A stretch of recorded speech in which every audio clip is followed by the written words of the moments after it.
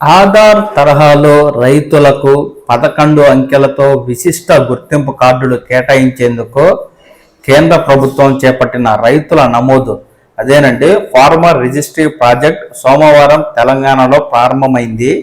మొదటగా వ్యవసాయ శాఖ కార్యాలయాల్లో నమోదుకు అవకాశం కల్పించారు. తరువాత మీ సేవా కేంద్రాల్లోనూ నమోదు చేసుకోవచ్చు. ఆధార్ సంఖ్యతో అనుసంధానమైన పట్టాదార్ పాసు పుస్తకంలోని భూ యాజమాన్య వివరాలను నమోదు ద్వారా రైతులకు గుర్తింపు కార్డును కేటాయిస్తారు.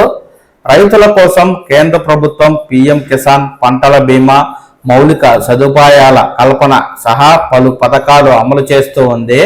సరైన గణాంకాలు, ధృవీకరణలు, నమోదు వివరాలు లేక రైతులకు సకాలంలో పథకాలు అందడం లేదని కేంద్ర ప్రభుత్వం గుర్తించింది. ప్రస్తుతం అన్ని రాష్ట్రాల్లోని భూములు, పంటల వివరాలే కేంద్రానికి అందుతూ ఉన్నాయి. రైతుల వారీగా పంటల వివరాలు, ఇతరత్రా సమాచారం అందడం లేదు. వ్యవసాయ శాఖ డిజిటలీకరణకు ఇది సమస్యగా మారింది. వీటన్నిటినీ పరిష్కారంగా విశిష్ట గుర్తింపు సంఖ్యతో ప్రత్యేకంగా కార్డులను జారీ చేయాలని నిర్ణయించింది. ఇప్పటికే 19 రాష్ట్రాల్లో కేంద్రంతో ఒప్పందం చేసుకుని నమోదు ప్రక్రియను పూర్తి చేశాయి. తెలంగాణలో వాయిదా పడిన ఈ కార్యక్రమాన్ని సోమవారం నుంచి అగ్రిస్టాక్ తెలంగాణ ఫార్మర్ రిజిస్ట్రీ పేరుతో అమలు చేయాలని ప్రభుత్వం నిర్ణయించింది. మండల వ్యవసాయ అధికారులు ఎంఏఓ, వ్యవసాయ విస్తరణాధికారులు ఏఈఓకు శిక్షణను ఇచ్చింది. విశిష్ట గుర్తింపు సంఖ్య నమోదుకు భూ యాజమాన్య పట్టాదార్ పాసు పుస్తకం, ఆధార్ అలాగే ఫోన్ నెంబర్తో ఎంఏఓ లేదా ఏఈఓ వద్ద నమోదు చేసుకోవాలి.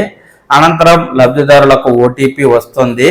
దాని ధృవీకరణ ద్వారా విశిష్ట గుర్తింపు సంఖ్యను కేటాయిస్తారు. ఈ సంఖ్యను కేంద్ర ప్రభుత్వ పథకాలకు అనుసంధానం చేస్తారు.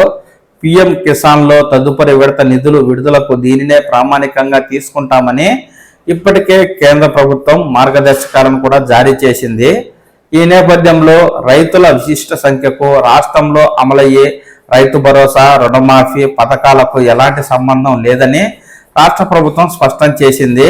ఫార్మర్ రిజిస్ట్రీలో నమోదు రాష్ట్రంలో చట్టబద్ధమైన భూ యాజమాన్య హక్కు కల్పించదని, రెవెన్యూ శాఖ వద్ద ఉన్న భూ యాజమాన్య వివరాలే ప్రామాణికంగా ఉంటాయని తెలంగాణ వ్యవసాయ శాఖ అధికారులు తేల్చి చెబుతుండగా సోమవారం నుంచి రైతులకు ఫార్మర్ రిజిస్ట్రీ విశిష్ట గుర్తింపు కార్డులను ఇచ్చే ప్రక్రియను తెలంగాణ ప్రభుత్వం అధికారికంగా చేపట్టింది.